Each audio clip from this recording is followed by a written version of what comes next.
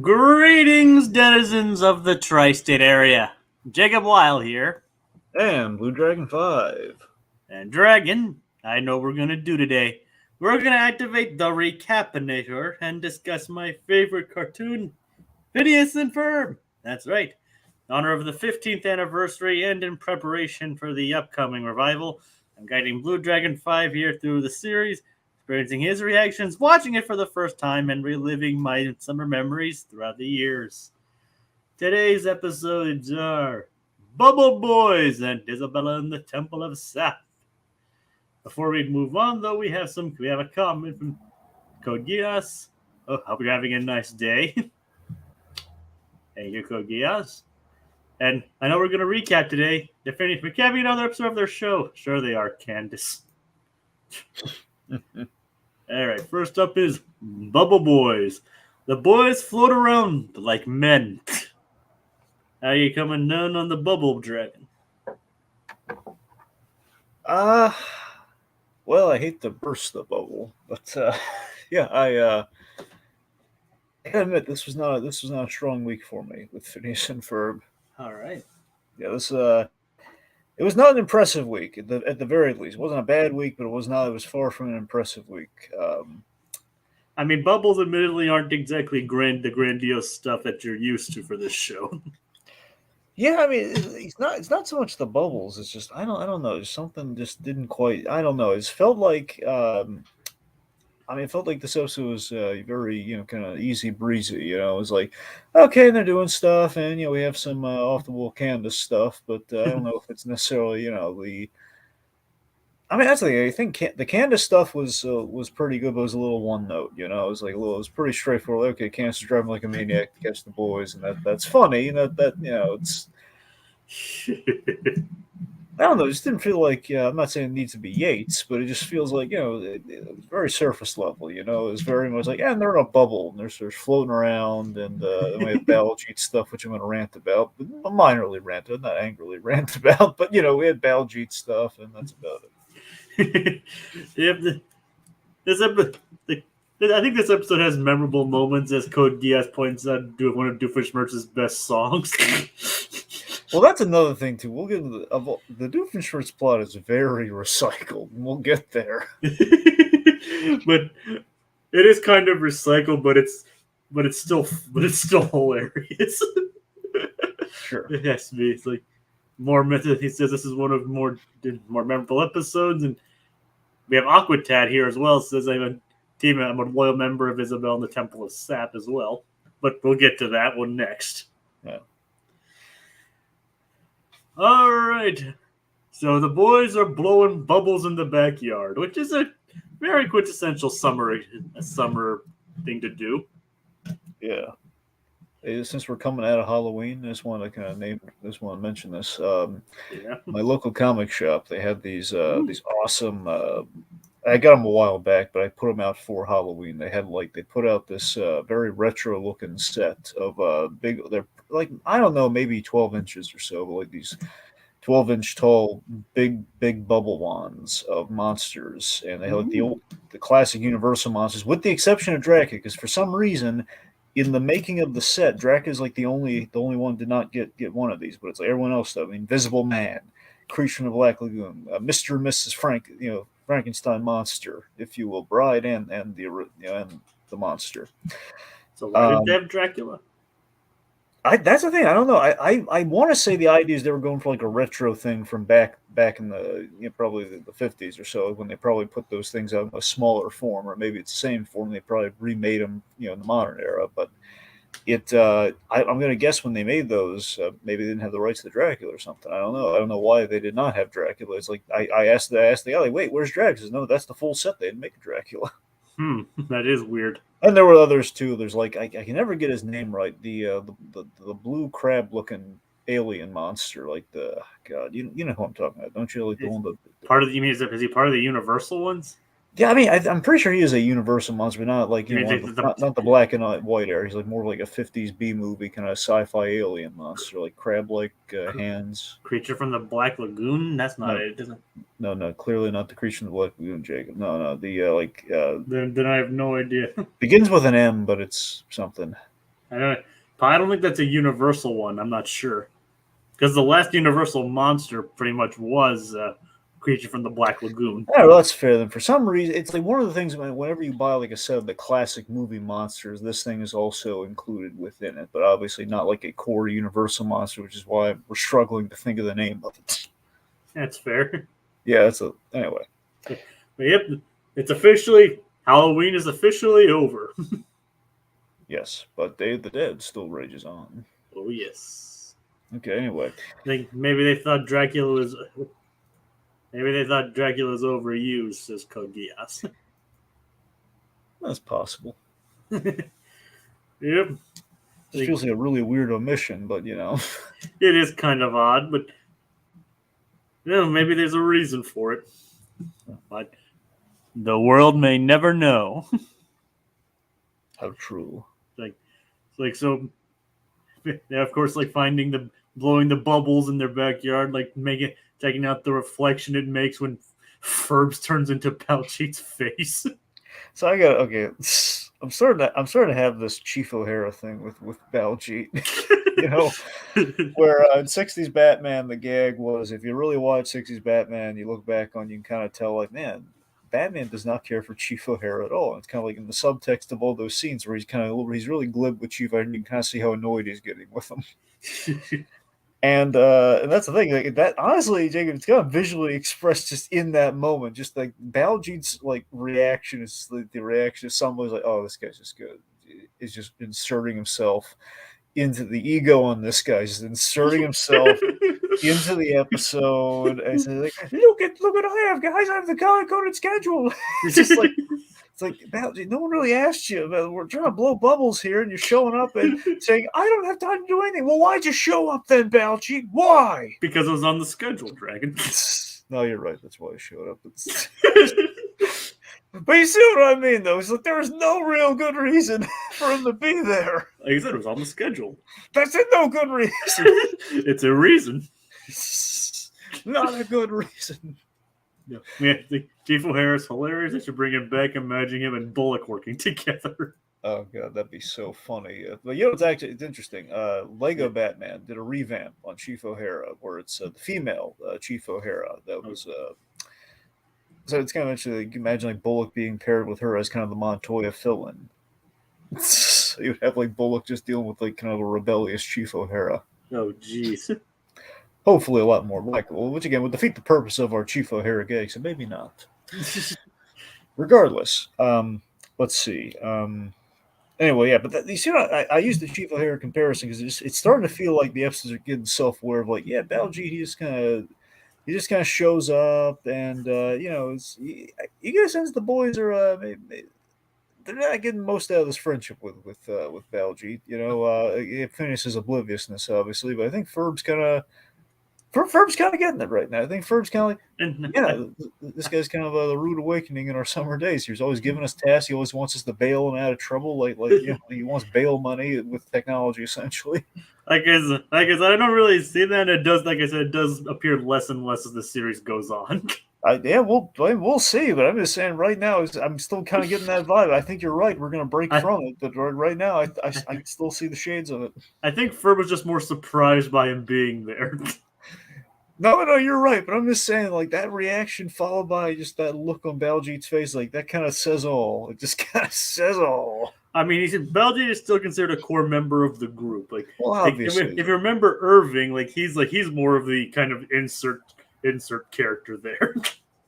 Well, no, I don't just mean, like, insert, like, we need another guy. I'm just saying, like, that's, like, Baljeet has inserted himself into the story of, like, I want to be in the episode now. He just walks right in. Like, remember, like, a couple episodes ago where Irving literally was just inserted himself into the whole thing. Well, yeah, that's what I'm saying. That was. He was inserted. He didn't insert himself, though. That's the difference. Like he was thrown in there. Dan and Swampy did that one. That was Baljeet did this all on his own.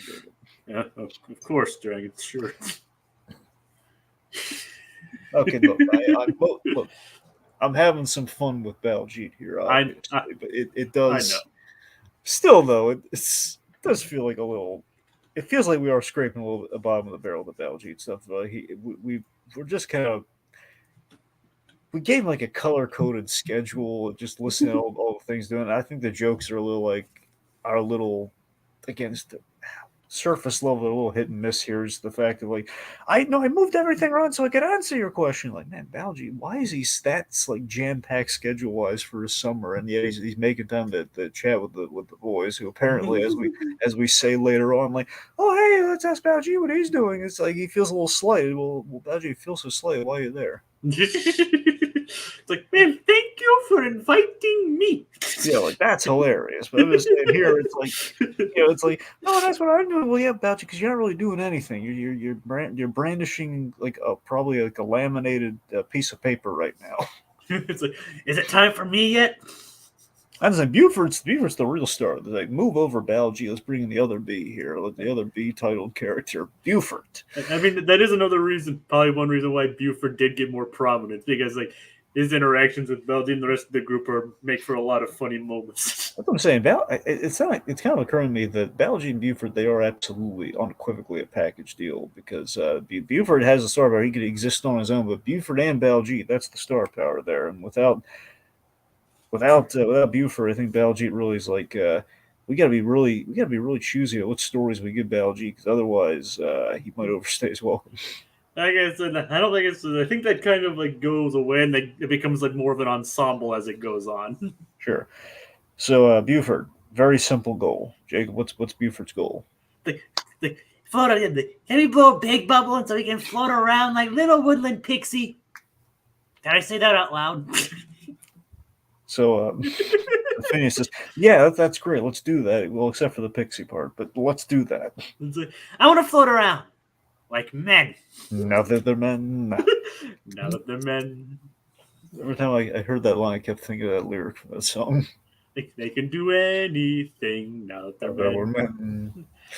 We go to Chelsea. Okay, we're not gonna sing the whole musical number here. Nope. We could, but we won't.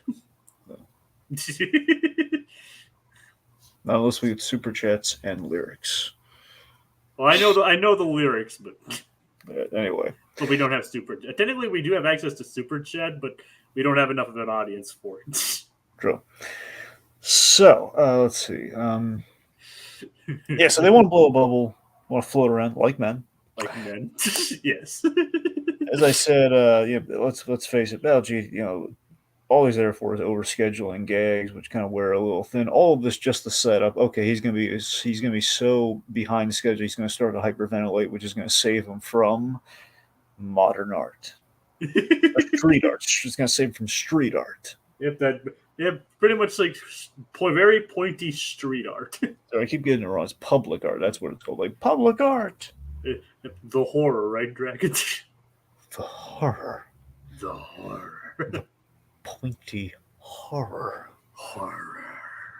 Okay, so let's talk about the Perry the Platypus stuff. Let's talk about his surprise party. Yep. Yep. On his way down, he actually encounters Pinky. Yep, Pinky the Chihuahua. Pinky the Chihuahua! Alright. But it turns out it's Monogram and Carl are celebrating Perry's birthday. With balloons. A little surprise party. But Dragon, what's the matter with this? It's not your birthday, is it, Agent P?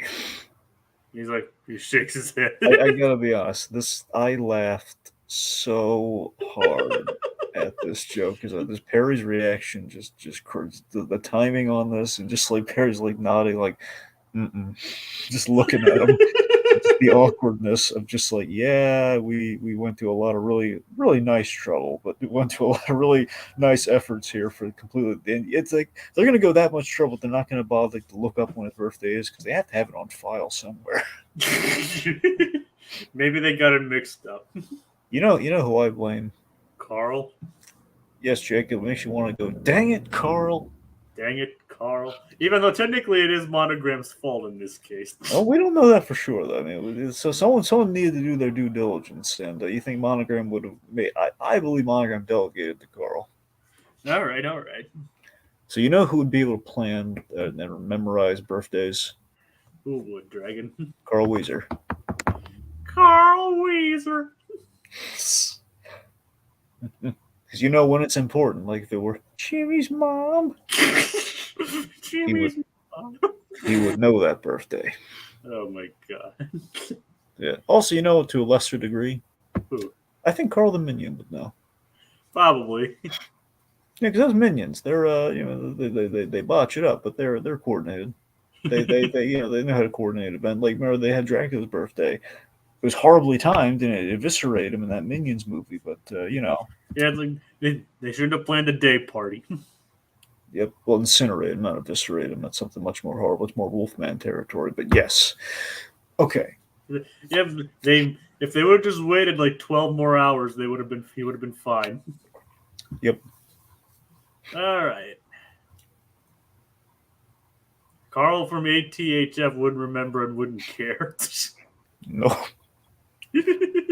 All right. Let's see. So what's the Doof planning aside from being thoughtful and giving Perry a card? Well, I'm glad you asked, Dragon. Doofenshmirtz's plan is basically he realizes that he's unlikable. No, really.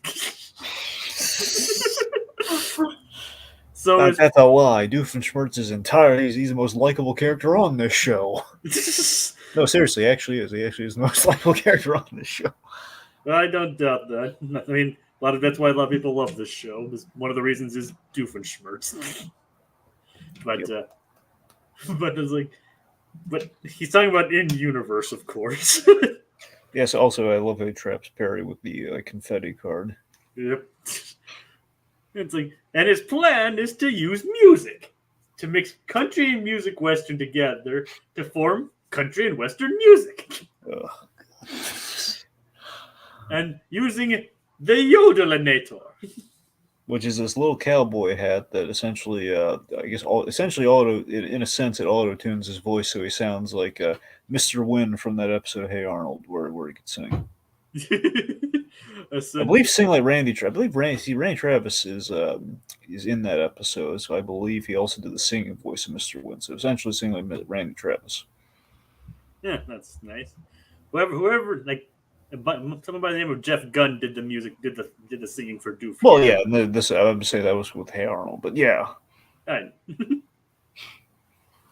But yeah. Fun fact: Randy Travis is also in an episode of King of the Hill, which was rather dark and kind of hilarious, where Peggy Hill tried to kill him. Oh, why? Do you want to know? I mean, give the brief Cliff Notes version. I mean, essentially, Peggy Hill is a deluded imbecile who. No. Well, I mean, Peggy Hill I mean, that's not entirely inaccurate. That's what I'm saying. Ordinarily, yeah. The idea is that Peggy Hill accused him of stealing her song, which ultimately he did. But given that it's Peggy Hill, it would seem very, very reasonable for Hank Hill to assume, okay, it's just her doing her usual thing. She gets really mad at him and tries to poison him. Oh. Well, actually, I'm sorry. No, she almost accidentally poisons him, and then she tries to get back at him, which almost gets him like drowned to death. So she does a lot of things to accidentally try to get this man killed, which makes Hank Hill think, "Oh my god, my wife has a serious problem. I got to commit her. She's going nuts on me." So yeah, she incidentally is like a crazed maniac. Well, more than usual. Oh boy. Well, again, I want post season 4. Peggy Hill. Peggy Hill after season 4 is when she went downhill. But anyway, went down. Yes, you're right. Yes. And also, it was right after she did that plane dive. So that's the thing. She literally went down. There, down goes hill. Downhill. And was that episode before or after season 4? Well, that's the thing. That was like I believe the end of 4. It ended with the skydive. Ah, all right. It was like a cliffhanger thing, I believe. I think that's what happened. Literally, I guess in this case. Yeah. Anywho, yeah. So Jeff Good, you said? Jeff Gunn. Jeff Gunn, yes, Jeff Gunn is doing the singing voice of Doofenshmirtz, which is good. Yeah, it's like you gotta admit he does have a good melodious voice. Yes, a mellifluous chirp, one could say. It's like, let me tell you my evil scheme. Okay, so here's where I have to draw a line on the Doofenshmirtz plot. All right, so look, that's all fine and dandy, but here's okay. It's essentially Doctor Draken's plan from Rappin' Draken, and the only difference is that Dragon's pushing brainwashing shampoo. that's what I'm saying. It's a combination of two plots that we've seen before in two very great shows.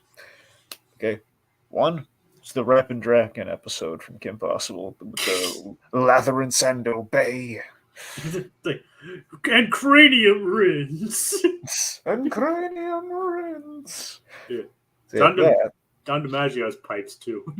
Oh god, he's wonderful. And on the flip side, we have the more direct parody, the more direct similarity, Pinky and the Brain, where you had, I believe, is Boba Brain, where Brain would play a country western star. So we pretty much it's kind of a combination of those two. And plus, it's also acts as probably as another reference to the Blues Brothers. Both kinds, country and western. Yeah, a little bit of that too, I'm sure. Yeah. So sometimes I don't know. It feels like a little like we kind of gone with the villain. The villain kind of like conquering the world through singing plan. I mean, to be fair, that is like a standard. That is a standard supervillain plot. I don't know how standard that is, though. Like the singing aspect of it, though. Maybe not the singing, but at least musical stuff, anyway. I guess using music.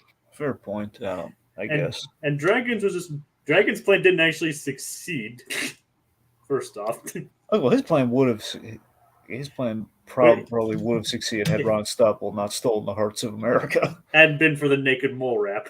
Exactly. We all love the naked mole rap, Dragon. I know. Well, here's the question, though. What do you prefer? The naked mole rap or Lather and Sand Obey? I don't know. Probably the naked mole rap. I gotta be honest. Look, they're both great, but I don't know. I just like the presentation of Dragon's song. The presentation. Yes.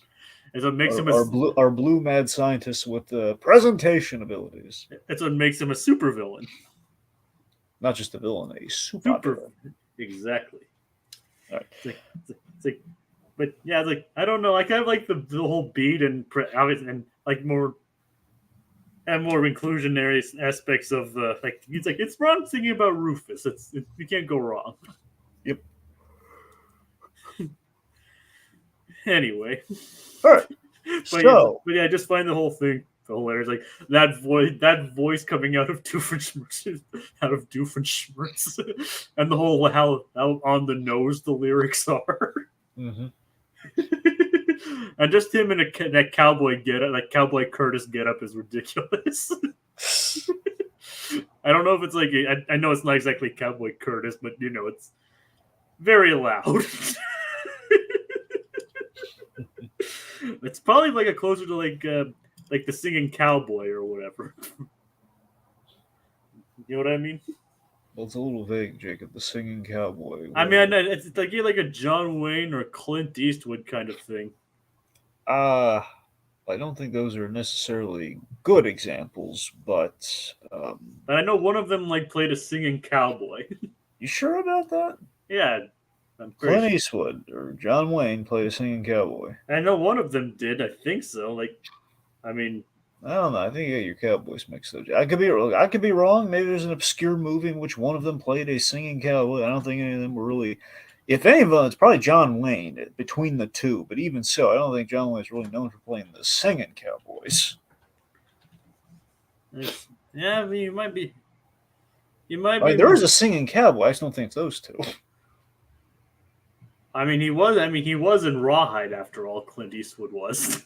Well, yeah. I mean, I don't know. That means he's. Maybe you're right. I am mixed up, but. Anywho, point being, so we have that evil plot, which even then, Perry dispels that plot rather easily when he escapes using the card, and then just tosses said card at the hat. Yep, and then his voice goes back to normal. Yep. And then we gotta get him without his pants. It's weird. It's like he's like he tries to make his escape on the jetpack and it just tears his clothes away. More impossible similarities. And he's wearing Perry the Platypus, Perry like underwear with Perry's face on it. Like I bought these before I met you. It's like, do you believe that, Dragon? No. No, I don't. I mean, I had hats. So it's not just platypi or platypeople. You know what I mean? Yes, I know what you mean. But all these platypeople had hats on. Yes. It's like, yeah, he's most likely lying. He probably had them custom made. Yeah. So Candace and Linda, they're having driving lessons. Yep. At first, Candace is kind of nervous about. I mean, look, I relate to Candace's plight here. You know, a lot of relatability in the vehicular anxiety. But I still currently don't have a driver's license myself, so so I kind of feel for her there too. Yeah, but Candace, we've established, is really good at parallel parking, which is funnily enough the one reason why I don't have my license yet. It's like because it's like the whole maneuverability through the cones that we have to do in order to get the license. I can forward, backwards, forwards, backwards. I could never do that. I could drive through the city and on roads just fine, but I couldn't do the cones. The one thing that we rarely have to do when actually driving. Well, remember the cones are supposed to be cars, though, Jacob. Like when you park. So I mean that's. I know, but where I live, there isn't a lot of parallel parking. That's the problem. Right. Okay, so basically, Candace in the car, she's chasing the boys like it's the French Connection. Essentially, she's just going around driving a full tilt, like looking at them, like pretty much like a cross between the French Connection, Henry Hill, and Goodfellas. It's just like there they are, I can see them. You really have a French Connection on the brain, don't you? Well, no, I mean, Jay, look, if you watch the French Connection, you look at this scene, tell me it's not similar. I mean, it kind of also reminds me like Gone in 60 Seconds in a way too. Well, that one I'm not super familiar with. So like the 70s version or whatever. Right. Well, I'm just saying, like basically like any car chase from any movie. I bring up the French Connection. The French Connection, along with Bull, are like the most famous car chases in films. I mean, that makes sense then. That's the only reason I bring that up. Like, French Connection, like I believe I forget if French Connection came before Bullet or not. I think it did. Assuming it did, that's like the historic car chase.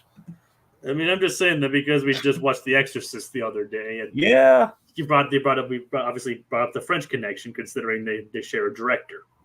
Yep. Okay, so so she's chasing the boys in the floating balloon.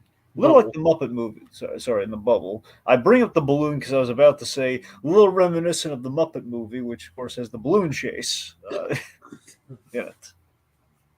Which obviously is kind of similar, I guess. But I mean, look, I'm not saying it's one for one. I'm just saying it's kind of cute. It's like, she's going after him. Only Wolf was more like, no, look up, mother, look up. Anyway, say Linda is just like she's white knuckling it. She's like any parent, and she's. I love that when they have this jetpack and they're like soaring in the air. Linda's like it's right in front of her. There's like no reason she should not see this, but she's like, I'm not on my eyes, still on the ground. It's like, oh, so close. Basically, yeah. Would you like to know what the gritty reboot version of this is? Is it Dragon? Is it gritty reboot time? You know what? Yeah, let's do it.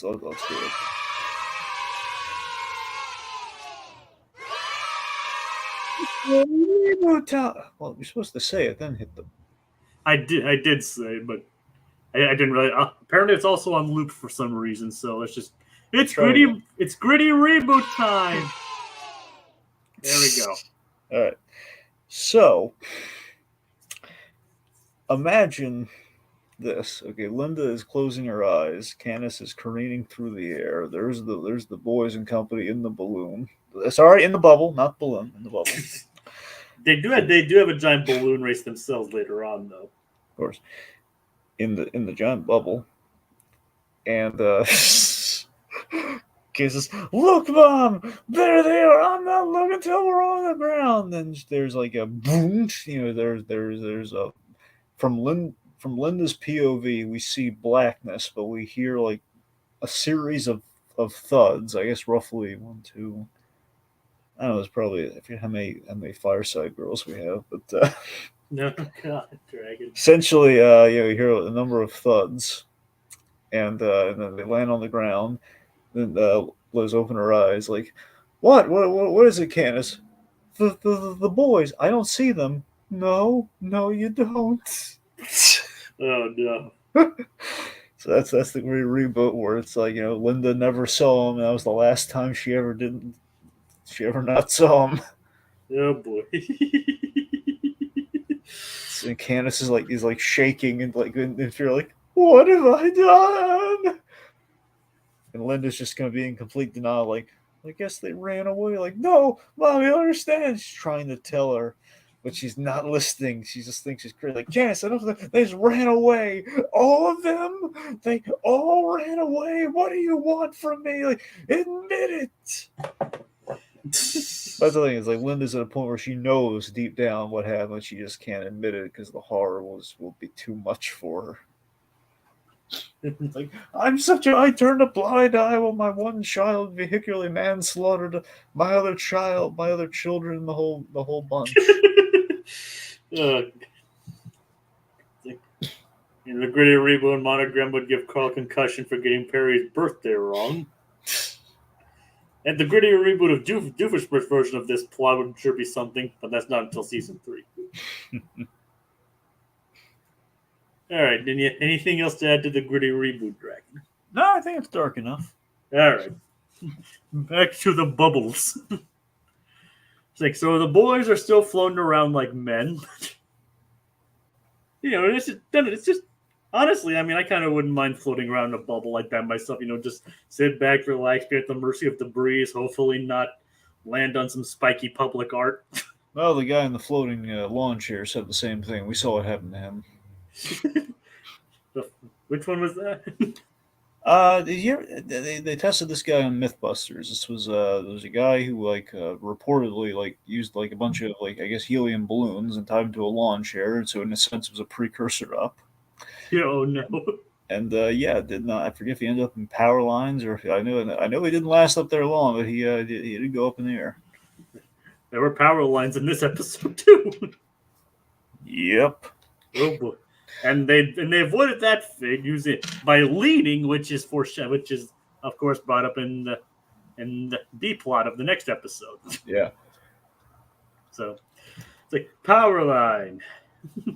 So they're leaning, and the Baljeet's like, "What are we gonna do?" He says, "Like, we're just gonna with the mercy of the breeze." You said it's a good thing. And he's like, "I'm going to miss my poke-out recital." Yeah, it's not much of a loss. Exactly. Well said, Buford. Well said. Buford can be a bit of a savage.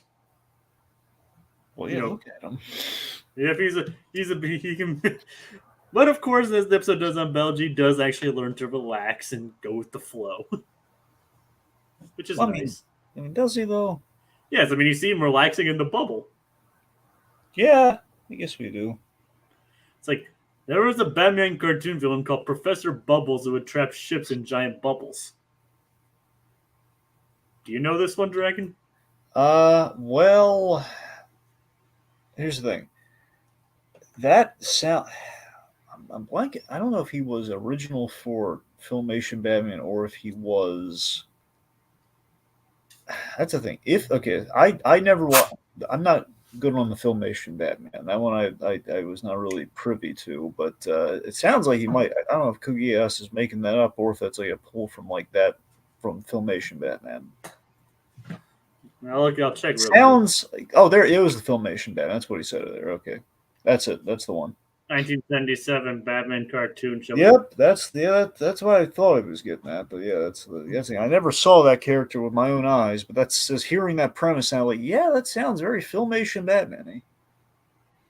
Yeah, I'm looking at him right now. He's like a big chin guy. Has an orange curly hair, red glasses. And he might have been in Lego Batman as well, possibly. Yeah, Professor Bubbles is from New Adventures of Batman. Yep. Okay, then. There you go. Well, you learn something new every day, folks. Sometimes you learn of a Batman villain who traps giant ships in bubbles. Yeah, I mean, there's a bunch of obscure, ridiculous Batman villains, like the Ten-Eyed Man, for example. Is that the guy with 10 eyes on his fingers? That's the guy, Jacob. He lost his eyes and the skin was grafted onto his fingers. I mean, essentially, yes. I mean, yeah. Yeah, there's Crazy Quilt. Tallyman. The Penny Plunderer. Yeah. Whose last name was Coyne, spelled Coyne. Yeah. Oh, God. There's a lot of them. Not every Batman villain can be the Joker. Zebra Man. Yep. I understand that the name is ridiculous. The Flamingo is actually considered a dangerous villain. Yeah, the Flamingo actually is really dangerous. He's a real sick puppy from Grant Morrison's run with Professor Pig's Circus of Strange. And Dragon, everyone's favorite, the Condiment King. Again, with the Condiment King, though, his creation is still. Everyone keeps forgetting where Condiment King came from. He came from Batman the Animated Series. Yes, but not actually a villain, though. He was hypnotized by the Joker using Jervis Tetch's technology. That's the thing. It's always so weird. Everyone's always remember, the comics. They took that and they thought, let's make him an actual Condiment King. And so the very rare appearances that he did make. And everyone keeps bringing up Condiment King, but the only time we've actually done anything with Condiment King was the episode of Batman the Animated Series. Now, Harley Quinn has kind of taken that version, but okay, there's Condiment King. He doesn't really do much, but there he is. Filmation Batman also created the fan favorite Sweet Tooth. Mm. And speaking and Aqua Dead, there is one semi-recurring guest on this show who is not very fond of Condiment King anymore. Yes, we have a Canadian who's deathly allergic to Condiment King. Yep, just once. Breaks out in hives every time we utter the words. It just fills him with dread. It's even if we're talking, I can probably guess that he's probably, I don't know if he's watching this right now, but if he isn't watching it, and he just can sense us saying it. This is going to be when his child grows up. It's going to be thinking of Papa, why are you afraid of the Condiment King? It is, and he has a flashback. It's he's like, no. He's showing his kid Batman the Amateur. It's just laughing at Condiment King. No.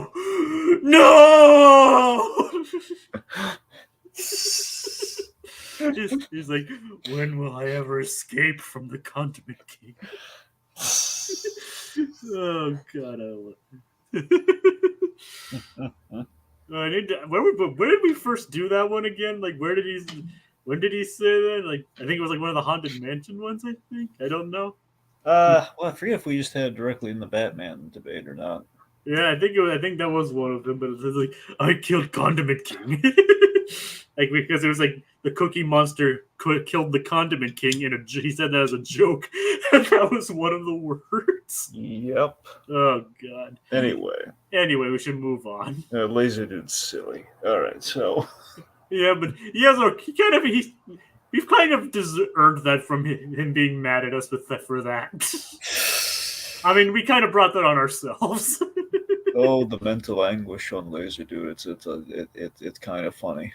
It is, but all right, but let's move on. Yeah, he'll be fine. He's Canadian. So he's Canadian. He's Canadian. He's fine. You attribute everything to being him being Canadian. Yeah. That's his most distinguishable trait to you is that he's Canadian. Well, there were other things, but over the years he keeps losing traits. Well, he's gained one. He's now a father, biological father. Yeah. He's now a biological father. Which I hope your daughter's doing well, Laser Dude. Yeah. If you are watching, or consensus talking about you. I hope she's doing well. Oh, this lady is such a good father. He would still love his child if he were her non-biological father, but he is the biological father, so no worries. Yes. Anyway, so where were we? Do we have anything left to talk about in this Well, episode? that's the thing. So okay, so after we have some bubble travel. They avoid the public art by hyperventilating to avoid the pop. Baljeet learns to relax in the bubble. Mm-hmm. And yeah, so I mean, that's pretty much it. The bubble the bubble pops end up in the park, and Candace parallel parks very impressively. Yep, and even Linda's impressed by it. Yep, and that's it. Yep, and of course she doesn't succeed in busting the boys. Womp womp.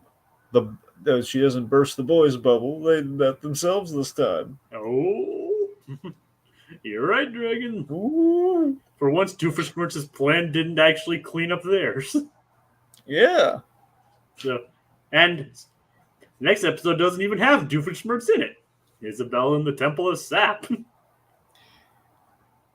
So, Dragon, what's your thoughts on this one? Yeah, this one's. Yeah, this is look. It's a fun concept. I think on a rewatch, I liked it more, but there's really not. I got issues with this one again. The main issue is that of all the episodes we're going to do the whole episode within an episode thing for, I wish we gave that to maybe a stronger episode where we could have maybe mined a little bit more from it. Like this, I like that the gag on this one is we took such a nothing moment and we got a whole episode. I can respect what they're going for. The fact that we said, "Oh, here's the sap," like, okay, where'd that come from? It's like we never. It's not a question we wonder, we need an answer, but it's like, okay, what if there's just this crazy adventure to get for that really like blink and you miss like here you go moment, like that's funny, but I don't know if I just kind of wish like a more like like gangbusters episode kind of got. It feels like we're wasting like kind of our episode within an episode kind of quota, And there is another one of a similar vein in a future episode. Yeah. The other thing is that there's no Doofenshmirtz or like I know Perry technically pops up in this, but it's just as like when we do the link up moment. But that's what I'm saying. There is there's really no Perry Doofenshmirtz side B to things here. I understand there's not really any room for it because we saw that last episode, but the absence is felt, and I think what we're given is vastly, vastly inferior, and it really shows. I did not care for our Pinky story at all, really. All right, that's fair. So that really hurt the episode for me. As I'm saying, the Isabella stuff I liked. I think there's some gags there, but overall the episode I don't think really necessitated itself enough. All right, that's fair. I mean, I personally don't mind this episode as much as you do.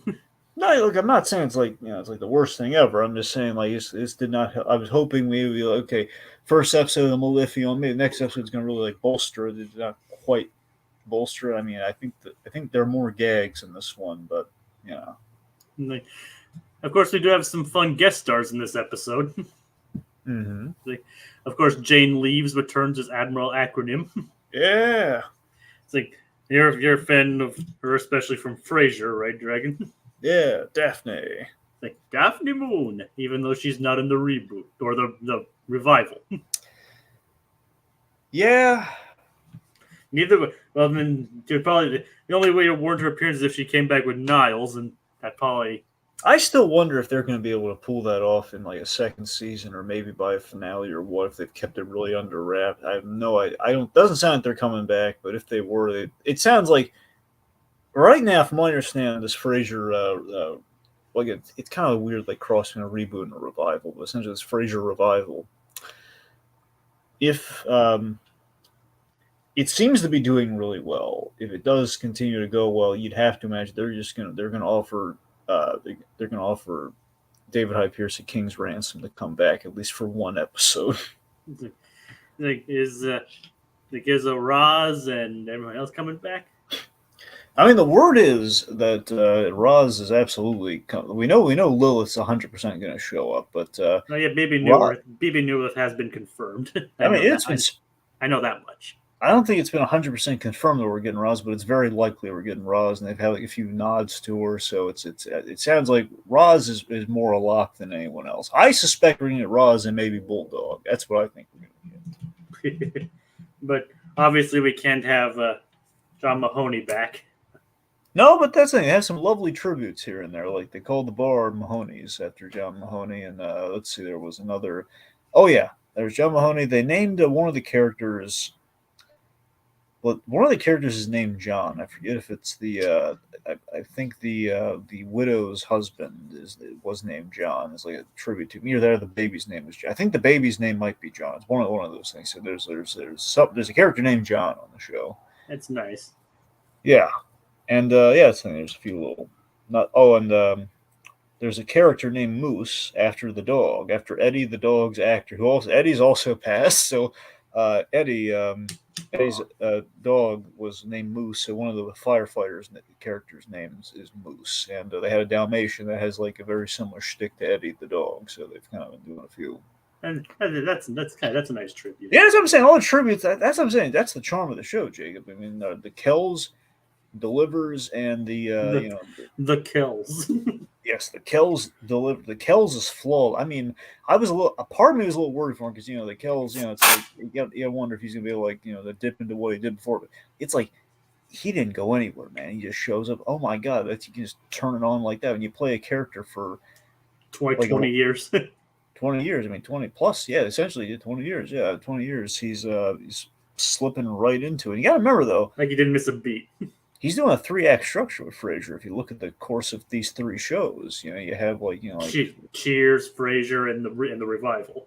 Exactly. I mean, these are 3 different Frasiers, and they're all wonderful. And obviously the middle one's my favorite, but this new one though, it's very much like it's the original. It's it's the Frasier spin-off version, as well as he's very wizened. I don't know. There's a lot going for it anyway. Yep. So. So maybe, hopefully, we do see Jane Leeves return as Daphne in the Frasier reboot. They've been talking about in the show. They've mentioned a little bit about Daphne. They have not shown her, but And the Guru is actually voiced by Judd Nelson. Hey. Yep. And Amanda Plummer voices Professor Poofenplatz. What's Amanda Plummer from again? I don't exactly know. I recognize the name. It lists her as nothing that I personally read. Apparently, she's referenced. She's in Hunger Games Catching Fire, but she's probably one of the frou ladies who runs the Hunger Games. Probably, I'm not sure. According to Wikipedia, her best known is Joe. She was in Joe versus the Volcano, apparently. Oh, Fisher King, Pulp, and she was even in Pulp Fiction. It looks like. Oh yeah, those are 3 solid roles. I'm just blanking on what she was in Pulp Fiction, but And apparently, she was also in Star Trek Picard. That tracks. And she's the daughter of Christopher Plummer. Nice. Okay. Yep. So, a couple of fun guest stars in this episode. All right. So.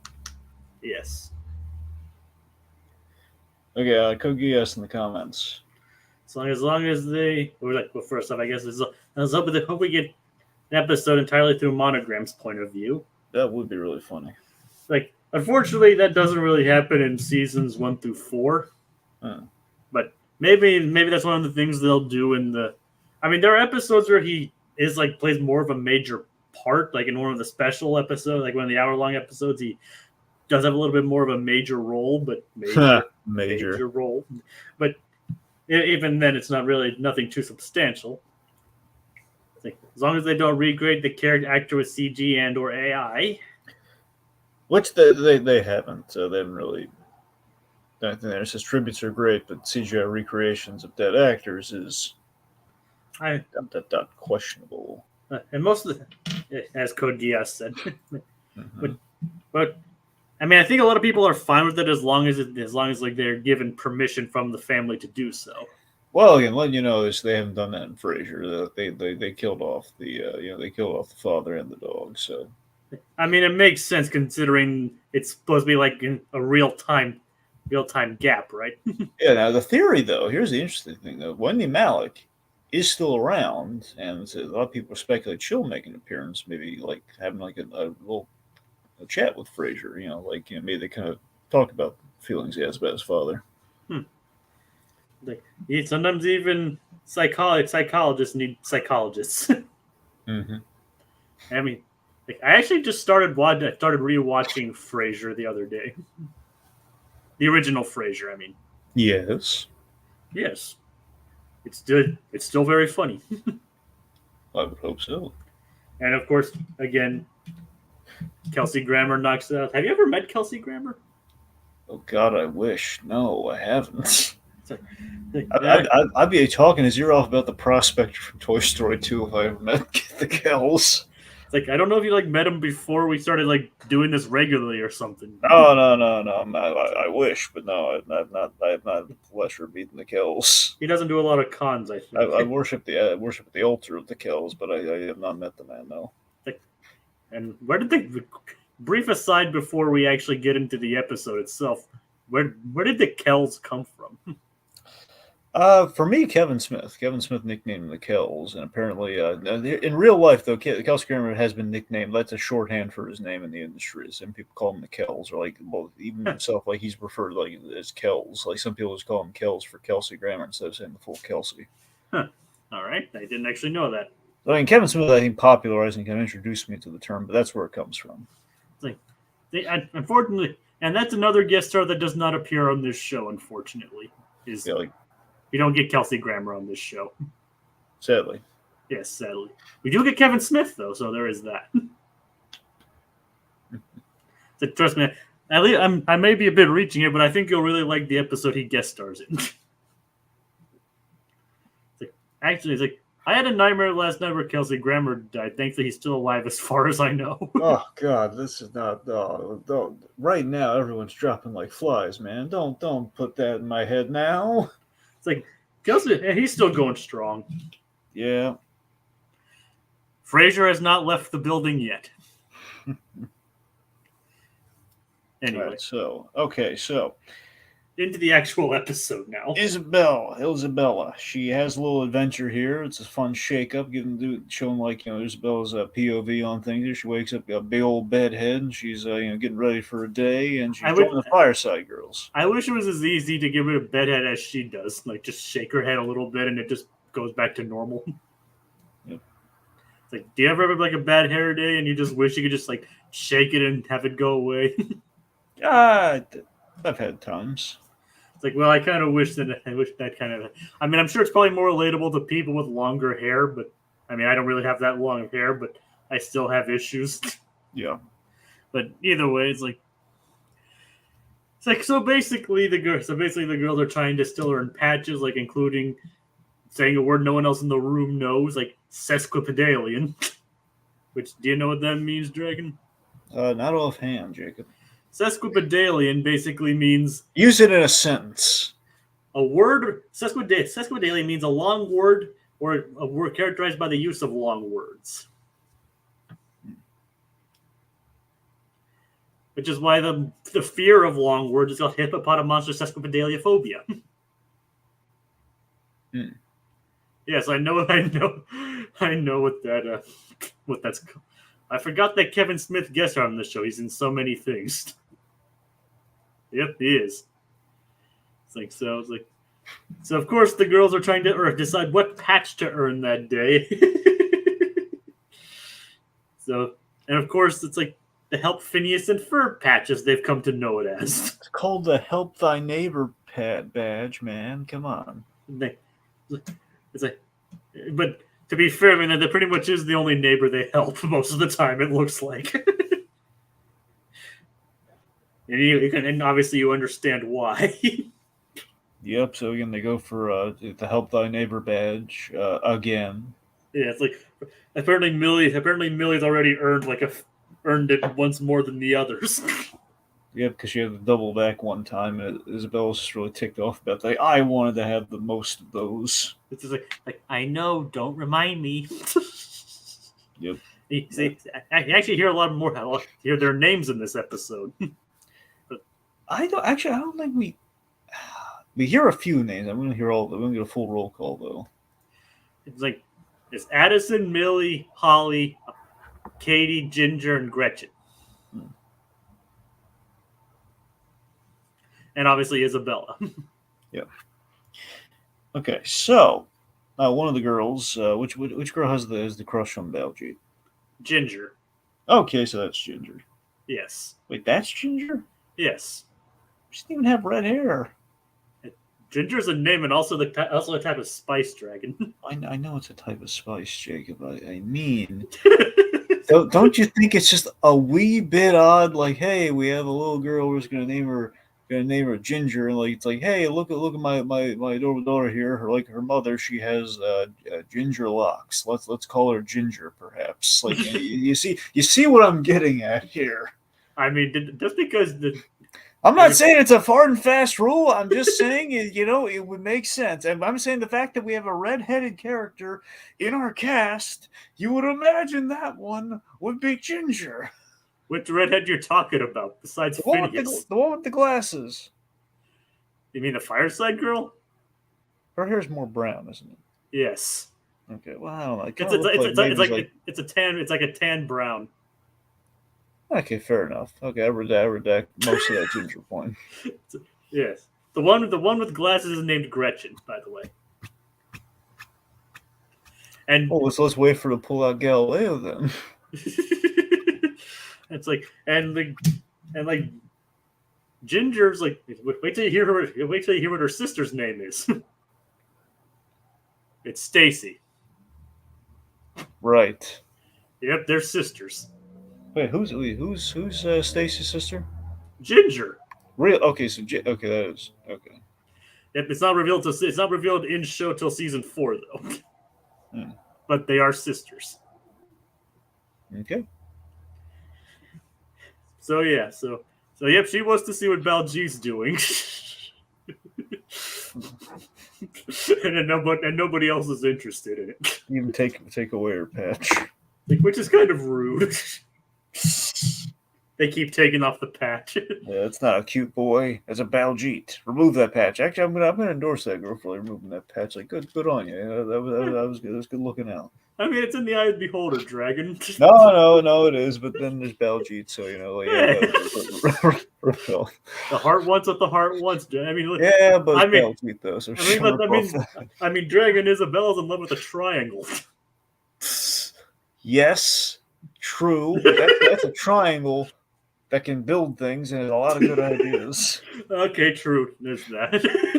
That triangle's not like glomming on the people and hey, solve my life problems for no fees. Dragon really doesn't like Baljeet. I don't like Baljeet. Baljeet's a user, man. It's just like, I think it's just more of a bit code, Gias. It is. It's mostly a bit, but he's a user. Yep. I mean, like I said, that kind of gets toned down, but I know where you're coming from, Dragon. Okay, so they're gonna collect some sap. That's basically the sap collecting. Because Isabella agrees to fit it, but he does admit it's a hilarious bit. As so she agrees to help Phineas without even really knowing what he asked her to do. What land does she go? Phineas-land. Phineas-land. And Jacob, what pray tell happens in Phineas-land in our little raven-haired girls flights of fantasy here? Oh my god. Well, first off, he basically drops everything, professes his love for her, then turns into a centaur for some reason. Yeah, this is want to back up just a millisecond there. So back up to where? Where exactly? I think you know exactly where. Okay, so we should talk about the whole centaur man thing. Do we have to? I don't. It's not every day like people turn to centaurs, Jay. I think we should probably just talk about it for at least a second. Why? What is the fascination with the centaur? With the centaur man? Because it's not the first time It's usually it's either guys on horseback or it's a centaur, man. You think it's just like, is she just like shorthanding like the man of her dreams on horseback? Like, I have to imagine like getting on the horse. I just want like middleman it there. Let's just let's just cut out the middleman. Let's just have him be the horse and the guy. I don't know, Dragon. Do you think we should go? Do you think we should go psychological here? Do you think that Ferb is? Do you think actually it's less a centaur? It's more kind of like an elaborate horse costume, where Ferb is the horse. You think it's like that Isabella's like thoughts on Ferb there? That okay? So of the two of them, he's the horse part. the Minotaur is a majestic species. Okay, well, go. Well, horses are the epitome of masculinity. Barbie goes into great detail about this. That is true. The Barbie movie does go into detail about it, but I don't know. Plus, it feels really weird that she's just going there with Phineas. Like, yeah, come on, Isabella, what more do you need? It's a young girl's fantasy, Dragon. Yeah, it's a young girl's fantasy. It's a very impractical fantasy. I mean, it doesn't. That's the point of it being a fantasy. It doesn't have to be practical. I mean, you have to like take an escalator to make kissy face with the guy. I mean, come on. I mean, to be fair, like like I said, there is like another kind of like a quasi sequel episode to this in season 4 where we do get to see another visit to Phineas-land. But and at least in there, he becomes more Fabio-esque instead of becoming a horse. God, like, what do you think? Do you think Phineas is? Do you think Isabella-land is like her also as a centaur? Do you think it's like? He doesn't have an Isabella-land dragon. Would she be a mermaid? Like what other non-legged creature could she be? It's like, I don't know, dragon. Like he doesn't really have those fantasies. Just. But maybe. You know what she'd be? I know exactly what she'd be in Isabella-land. What? Okay, she'd be machinery. Yeah, probably but would. Here's the thing: none of it would look like Isabella, though. It would just be pure, just machinery made with a little purple bow on it. That's it. That probably wouldn't be too far off. Actually, so blue. Basically, it would be like like laid out and like a blanket, like his version of like the date waiting on the hillside with like the picnic out. It's like, okay, machine parts with a bow on it on top of like a picnic blanket that is constructed of blueprints. And basically when he shows up there, he's like a little electronic voice and what you doing? Oh god. Okay. Well then. Alright, so that's definitely an interesting idea. It's a terrible idea. I know. Dan, Swampy, don't do this idea at all when you do the revival. Don't do any of the stuff we just said. Please, for the love of God, no. Oh, God. Let's talk about what Pinky the Chihuahua was up to. Yes, I know you're not a big fan of it, but let's get. Yeah, no, I didn't care. It'd probably be a good idea to pivot away from this thing. Just an absolute dud of the episode. There's no Parrot Platypus. There's no Doofenshmirtz. Imagine if Dan and Swampy watched this. I really wish they would watch this show. I should have when I went to GalaxyCon Animator. I should have told the voice actors about this. I mean, I've told celebrities I've met about our podcast, and some of them tickled things. Some of them might have checked out certain episodes of that podcast, but yeah. Well, if they ever come back, I'll tell them about it. Yeah. I mean, we should probably warn them. There's gonna be some weird jokes in there, but ultimately, it's about the love of the show. Exactly. Like we wouldn't be doing this, if we both didn't enjoy this show, right, Dragon? Yeah. Besides anything we say, you're insulated because I don't know anything about the show. So I know, but I don't think you would have come this far if you didn't at least like the show, right, Dragon? True. So let's see. That doesn't seem far. Also, even if I didn't like the show, I'd probably be going that far. But yes, I do like the show. Well, good. I'm glad. I wouldn't want to do this in case you didn't like the show. Yep. But you know what I mean by that, right? Mm-hmm.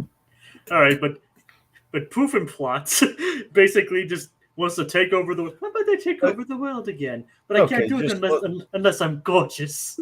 Okay, just to rewind a bit yet again.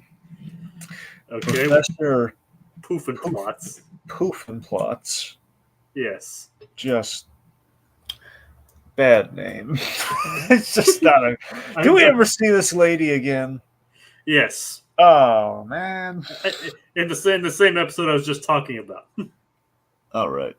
Right. Like, yeah. I guess it makes sense. Yeah. And to be fair, Dragon, Doofenshmirtz's first name was Mittelschmertz in the original pitch. Well, yeah, but then they changed it to something better.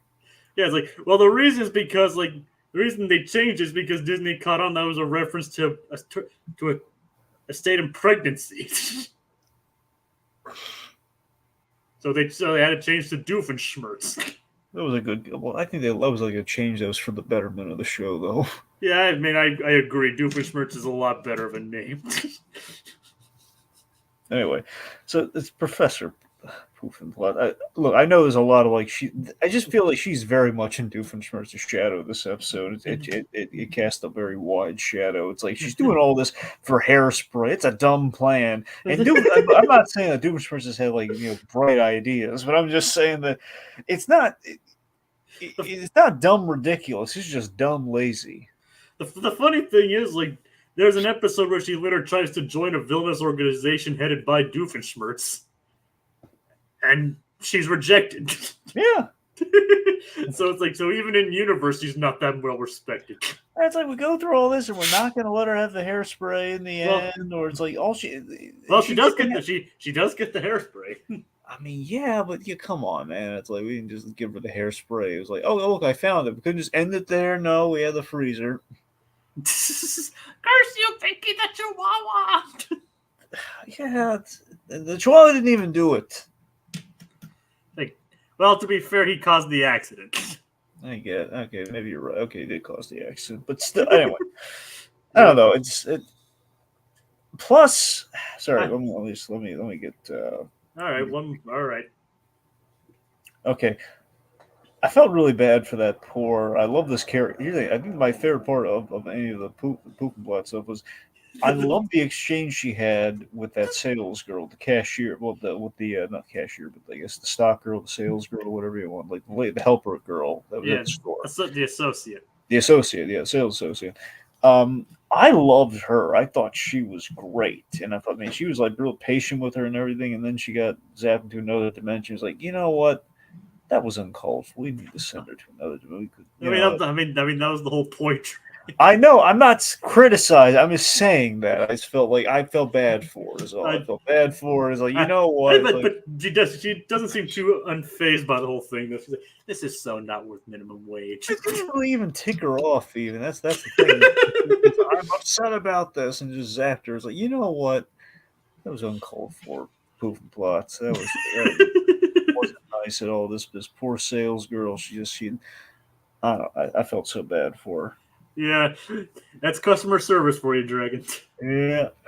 I don't know if have you worked retail? Retail specifically, no.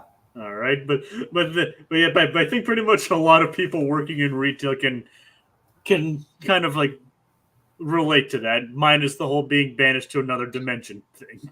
Well, it depends on who you ask. Yeah, that is fair, but they're not around to ask anymore. Right. So, because they've been banished to another dimension. Well, yeah. It's Okay. It's kind of hard to get them back. All right, so we're after the sap. Yep, and of course they find it's on top mountainous regions where the tree is cut. But they run into a hippie. Yes, voiced by filthy, stinking hippie. Voiced by Judd Nelson. Yeah. It's I don't know why they got Judd Nelson for it, but they did. Right. So he tells him he's pretty much playing the role of Lorax here, or the Native American by the highway, because he sheds the tear over nature. He's like, it was cut down. They were cut down for hairspray. Yeah, I do. Okay, I really do like the correlation. There's the episode does earn points with me on the Isabella side of things here, where she's, the correlation between this plot and the hairspray plot I thought was good. Yeah, it's like a good mix of the intersecting plots, which actually funny enough, didn't happen in the last episode. Right. Because the Doofenshmirtz plot didn't interact with the bubble plot at all. Nope. Let me tell you about my favorite joke in this whole segment. Yeah. The old abandoned amusement park. Oh yeah. I love that so much. Because it's like it was actually called the old abandoned amusement park. It's a great celebration of the old trope about the abandoned amusement park. It's like literally calling it out. Like that was the novelty of the place. It was the old abandoned amusement park. And it's the old abandoned amusement park. Now it's old and abandoned. Yeah. So it's like it's the old abandoned amusement park. Very good. And of course, the hippie tries to play up the whole magical guide aspect of it by disappearing after he gives him the key of wisdom. And he's like, he's gone! Wow. No, he's not. He's right over there. It's like, see you on the flip side. And we never see him again. Well, he fell down the mountain, Jacob. That's why we never saw him again. You didn't see that happen, Dragon. We heard it, though. Yep, I guess you did. Oh my god. Anyway. I mean, Jacob, let's be honest. If a hippie walks away and you never see him again, is he still alive? I don't know, maybe. Exactly. But either way, they make it to the old abandoned amusement park. Then we have essentially an Indiana Jones adventure to get the sap. Yep, which involves the key to wisdom, which is actually just an old Volkswagen style bus, which for some reason is on top of a roller coaster. Mm-hmm. Like, why is it on a roller coaster? Why did he park it there? Who knows? Well, I mean, when the place was busy before it was old and abandoned, there was probably a lot of cars there, Jacob. We had to park it somewhere.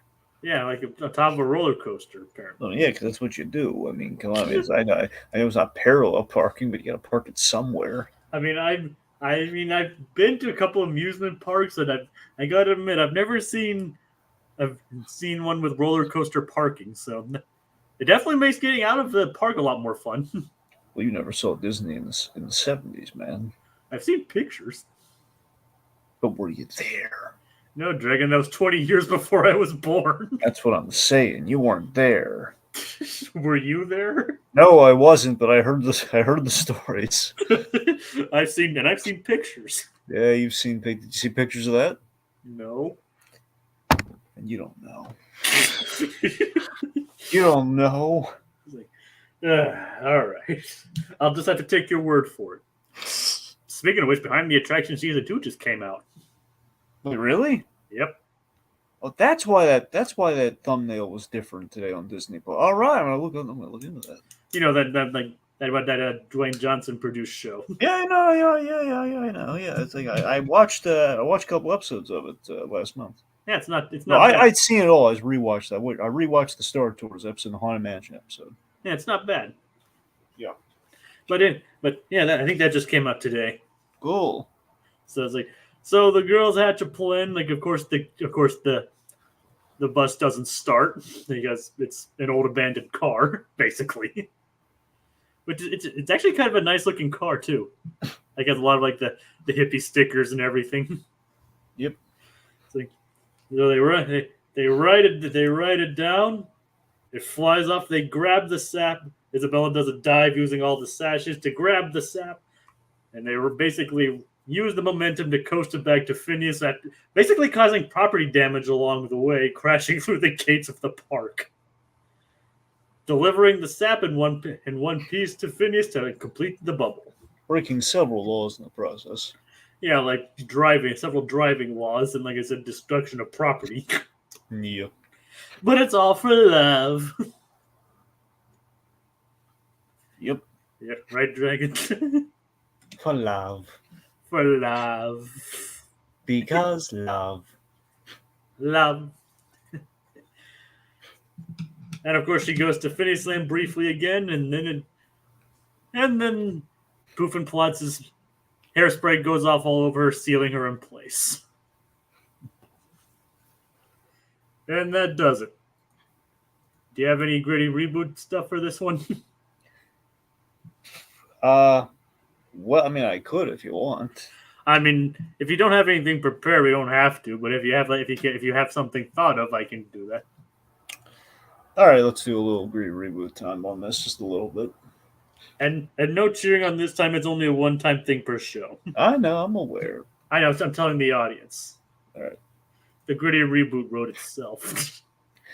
A lot of the time it does. If you take a look at a lot of the cartoonish elements out of the show, it could easily be retooled into something gritty. I mean, Poofenplots, she stays there and she dies. I mean, honestly, it was all the toxic chemicals she ingested while she was unable to move and get proper assistance. You can't really find a lot of like help and rescue at the old abandoned amusement park. Exactly. So she died there. You wish though, right, Dragon? I mean, partially, yeah, pretty much. You know, I just wanted Doofenshmirtz to walk by, like, oh no, the old man, oh my god, what's that? Oh, she looked very disappointing, but she's dead. That's sad. Like, yep, but fortunately, but this, as far as I can tell, and I think that Code Geass mentioned it earlier that this is the only episode where Doofenshmirtz doesn't actually appear in. Mm-hmm. Like in all the seasons. Yeah, it sounds right. Are you sure there's like there's no other episode where it's like there's no Doofenshmirtz at all, or? I mean, the other episode might have a lack of Doofenshmirtz, but I'll need to rewatch that one.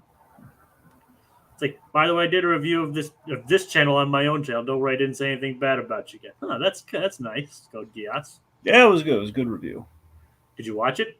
Yeah. Oh, I didn't even know about it. Yeah. Well, I mean, we just kind of went on. I didn't have time to really tell you about it, so. Yeah, I'll have to check it out. Yep. And in an ideal world, she'll be frozen in a solidified block of hairspray, Han Solo style. There you go. Frozen with style. Yeah. Anyway. Yep. So that does it for this week. Any closing statements? Let's hope next week's better. Like, well, next week I can. Well, I personally do think it's better, but I can't guarantee what your opinions of it will be. But so thank you, Aquatad and Code Geass, for your comments, and again, thank you, Code Geass, for your review. We'll have to check it out. These were good. He says these were good episodes, solid stuff. Yeah. So again, we'll have to check out his review on us. So I think that does it for this week. So join us next time on the Recap-inator, where the boys try to cheer up Candace with mixed results. Good night, everybody.